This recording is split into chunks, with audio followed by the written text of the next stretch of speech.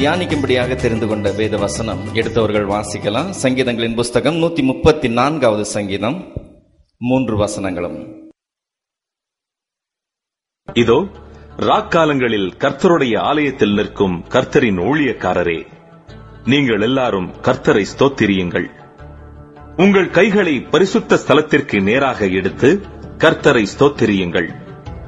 வானத்தையும் பூமியையும் உண்டாக்கின கர்த்தர் சீயோனிலிருந்து உன்னை ஆசீர்வதிப்பாராக. வானத்தையும் பூமியையும் உண்டாக்கின கர்த்தர் உங்களை என்னை ஆசீர்வதிக்கிற கர்த்தராயிருக்கிறார். ஆமென், ஹல்லேலூயா. அவர் ஆசீர்வதிக்கிற கர்த்தர். தேவன் சகலவற்றையும் சிருஷ்டித்த போது 4வது நாள் அவர் கடலில் உள்ள மச்சங்களை எல்லாம் உண்டாக்கி, ஆகாயத்தில் உள்ள பறவைகளை எல்லாம் உண்டாக்கி அவைகளை ஆசீர்வதித்தார் என்று வேதம் சொல்கிறது. 6வது நாள் அவர் மனுஷனை உண்டாக்கின போது மனுஷரை அவர் ஆசீர்வதித்தார் என்று வேதம் சொல்லுகிறது.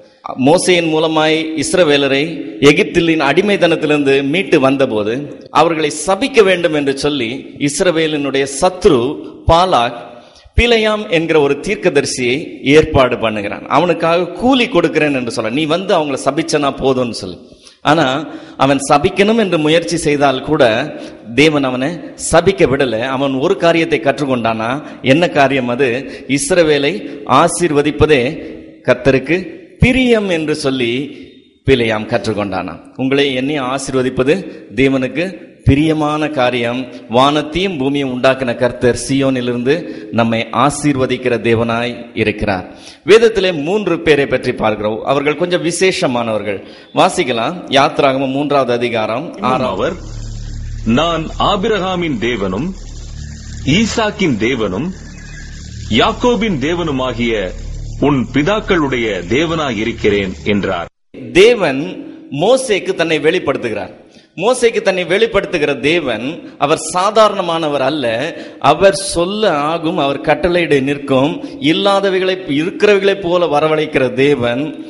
அவர் வாயின் சுவாசத்தினால நட்சத்திரங்களை அண்ட சராசரங்களை உண்டு பண்ணின மகா பெரிய உன்னதமான தேவன்.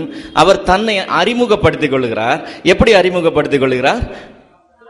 ஆபிரகாமின் தேவனும் ஈசாக்கின் தேவனும் யாக்கோபின் தேவனும் என்று சொல்லி 3 சாதாரண மனிதர்களின் பேரை சொல்லி நான் அவர்களுக்கு தேவன் என்று சொல்லி தன்னை அறிமுகப்படுத்திக் கொள்கிறார். மகா பெரிய தேவன் ரொம்ப சாதாரணமானவர். இவர்களை சொல்லி தன்னை அறிமுகப்படுத்திக் கொள்வது இவர்களுக்கு பெரிய பெருமை. ஆண்டவராகிய இயேசு புதிய ஏற்பாட்டில் சொல்லும்போது சொல்கிறார், இந்த வசனத்தை கோட் பண்ணும்போது சொல்கிறார், அவளுடைய தேவன் என்று சொல்லப்படுவதில் வெட்கப்படவில்லை என்று சொல்லி. அப்படின்னா அவர் பெருமைப்பட்டுகிறார். இந்த 3 பேர் அந்த விதத்தில் ரொம்ப விசேஷமானவன். இந்த 3 பேரை கவனித்து பார்த்தோம் சொன்னா 3 பேருமே தேவனால ஆசீர்வதிக்கப்பட்டவர்கள். தேவன் நம்மை ஆசீர்வதிக்க விரும்புகிறார். இவர்கள் தேவனால் ஆசீர்வதிக்கப்பட்டவங்க, ரொம்ப விசேஷமானவங்க. இவர்களை பார்த்து நாம் இந்த ஆசீர்வாதத்தை பற்றின சில காரியங்களை கற்றுக்கொள்ள போகிறோம். ஹல்லேலூயா. தேவன் ஆபிரகாமை ஆசீர்வதித்த விதத்தை நாம் ஆதியாகமம் 12வது அதிகாரம் 1 முதல் 5 வரைக்கும் உள்ள வசனங்கள்ல பார்க்கிறோம். கர்த்தர் ஆபிராமை நோக்கி, நீ உன் தேசத்தையும் உன் இனத்தையும் உன் தகப்பனுடைய வீட்டையும் விட்டு புறப்பட்டு நான் உனக்கு காண்பிக்கும் தேசத்துக்கு போ. நான் உன்னை பெரிய ஜாதியாக்கி உன்னை ஆசீர்வதித்து உன் பேரை பெருமைப்படுத்துவேன். நீ ஆசீர்வாதமாய் இருப்பாய். உன்னை ஆசீர்வதிக்கிறவர்களை ஆசீர்வதிப்பேன், உன்னை சபிக்கிறவனை சபிப்பேன். பூமியிலுள்ள வம்சங்கள் எல்லாம் உனக்குள் ஆசீர்வதிக்கப்படும் என்றார். கர்த்தர் ஆபிராமுக்கு சொன்னபடியே அவன் புறப்பட்டு போனான். லோத்தும் அவனோட கூட போனான். ஆபிராம் ஆரானை விட்டு புறப்பட்ட போது 75 வயதுள்ளவனாய் இருந்தான். ஆபிராம் தன் மனைவியாகிய சாராயையும் தன் சகோதரனுடைய குமாரனாகிய லோத்தையும் தாங்கள் சம்பாதித்திருந்த தங்கள் சம்பத்தெல்லாவற்றையும் ஆரானிலே சவதரித்த ஜனங்களையும் கூட்டிக் கொண்டு அவர்கள் கானான் தேசத்துக்கு புறப்பட்டு போய் கானான் தேசத்தில் சேர்ந்தார்கள். தேவன் இங்கே ஆபிராம் என்கிற ஒரு மனிதனை அழைக்கிறார். அழைத்து அவனிடத்துல சொல்றார், நான் உன்னை ஆசீர்வதிப்பேன், நீ ஆசீர்வாதமாய் இருப்பாய் என்று சொல்லி அவனை அழைக்கிறார். தேவன் ஆபிரகாமை ஆசீர்வதித்தாரா? நிச்சயமாவே ஆசீர்வதித்தார். தேவன் ஆபிரகாமை அழைத்த போது அவனுக்கு வயது என்னது? 4வது வசனம் கடைசி பகுதி என்ன சொல்லுது? அவனுடைய வயது 75. 75 வயதா இருந்த ஆபிராமுக்கு பிள்ளைகள் கிடையாது.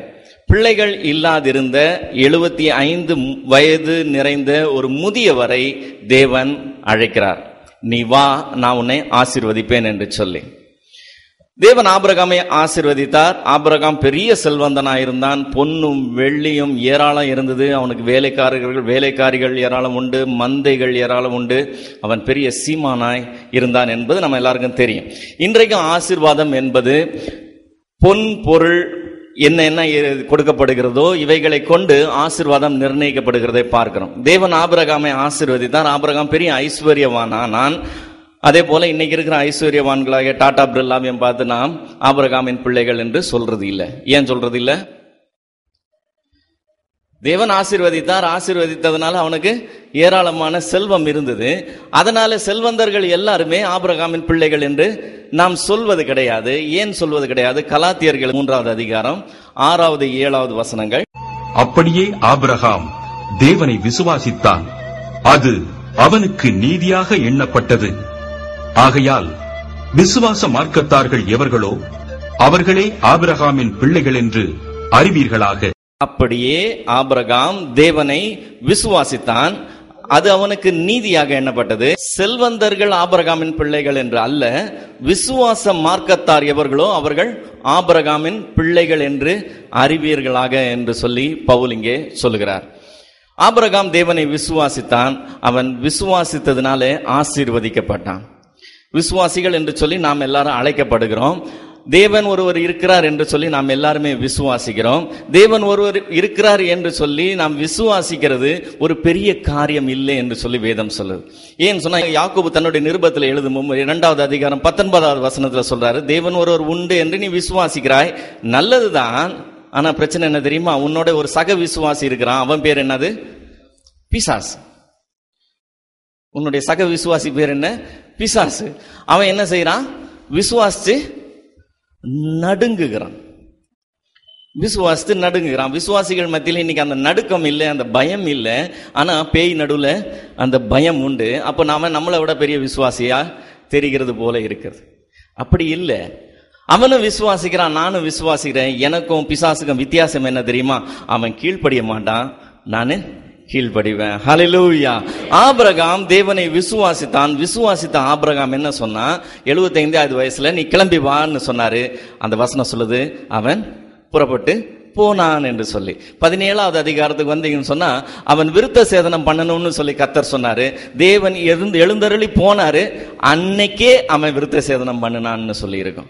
அந்த விருத்த சேதனம் பண்ணும்போது அவனுக்கு 99 வயசு. ஆகார் என்கிற அவனுடைய அடிமை பெண்ணையும் அவனுக்கு இருந்த ஒரே மகனையும் நீ அனுப்பிடுன்னு சொன்னாரு. அவன் கர்த்தர் சொன்னதை அன்னைக்கு நைட்டு சொல்றாரு தரிசனத்துல, அதிகாலையிலே எழுந்து அவனை அனுப்பிட்டாருன்னு சொல்லி பார்க்கிறோம். கர்த்தர் என்னத்தை சொன்னாலும் ஆபிரகாம் விசுவாசித்தான். விசுவாசித்த ஆபிரகாம் என்ன தெரியுமா செய்வான்? கீழ்ப்படிவான். இந்த கீழ்ப்படிதல் தான் பிசாசுக்கும் நமக்கும் இருக்கிற வித்தியாசத்தை கொடுக்கும். கீழ்ப்படியாத வரைக்கும் பிசாசுக்கும் எனக்கும் வித்தியாசமே கிடையாது. நாம் வேதத்தை இந்த பக்கம் இருந்து அந்த பக்கம் வரைக்கும் தரோவா அறிந்து கொண்டு இருக்கலாம். எல்லா வசனங்களும் நமக்கு அத்துபடியா இருக்கலாம். எல்லா விதமான சத்தியங்களும் எல்லா விதமான ஆங்கிள் இருந்து நமக்கு தெரிந்திருக்கலாம். ஆனா அந்த அறிவு நம்மை காப்பாற்றாது. அந்த அறிவு மட்டும் போதாது. சத்தியத்தை அறிவீர்கள், சத்தியம் உங்களை விடுதலையாக்கும் என்று போதிக்கப்படுகிறதை பார்க்கிறோம். ஒரு நாள் அது உண்மை கிடையாது. ஏன் தெரியுமா? பிசாசுக்கு வசனம் நல்லா தெரியும். ஆனா அந்த வசனம் அவனை காப்பாத்தல. ஏன் காப்பாத்தல? அவனுக்கு சத்தியம் தெரியுமே, சத்தியம் அறிந்திருக்கிறானே, காப்பாத்தலையே. ஏன் காப்பாற்றப்படல? சத்தியத்தை பற்றின இந்த அறிவு காப்பாத்தாது. அந்த வசனம் இருக்கிற பகுதிக்கு நீங்க திரும்பி போனீங்கன்னா, இயேசு